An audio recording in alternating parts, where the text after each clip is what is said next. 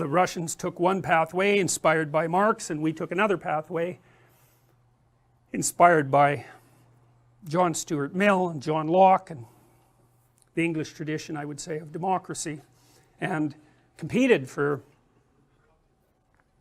70 years, and things seem to have worked out better here. But it was a hell of a competition, and there were real differences in opinion at the bottom of it, and those two systems turned into armed camps. And that's not over exactly, you know, I mean, there's the Chinese, although they're a hybrid now between communism and capitalism, and hopefully they're more interested in getting rich than they are in, you know, having a war. Greed is a good motivator, surprisingly enough, it's kind of reliable. But anyways, by 1989 the jig was up. It was obvious that the Soviet system was not functional. There were no consumer goods, that's for sure, even in the main department stores in Moscow, and people just kind of lost faith in the whole project. You know, it became, for a while, I don't know if you know about the show Dallas. Dallas was a soap opera that ran at night, a serial, and it was about these rich Texans who lived, you know, a 1% lifestyle, and it was the most popular show in East Germany.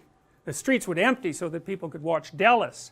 Well, when you're sitting in your horrible Soviet architecture flat that, you know, you had to struggle to get with your informing relatives, because 1 out of 3 people in East Germany was an informer, a government informer, and you watch Dallas, you know, there's a little cognitive dissonance occurring, and so it fell apart, and quite peacefully actually. You know, there was a bit of war in Eastern Europe, but it fell apart remarkably peacefully, and so here we are, and we don't know what to do with the pesky Russians, but at least there's no evidence that there are mortal enemies for fundamental reasons of axiomatic presupposition. And things are a lot better in the world, despite what everyone tells you, than they were 40 years ago, and they're so much better than they were 50 years ago that it's absolutely staggering. We've lifted more people out of poverty in the last 15 years that have been lifted out of poverty in the entire history of the world before then. People are gathering economic resources at a rate that even the wildest optimist really couldn't dream of speeding up. So it's not like we're without our problems, but so during that period of time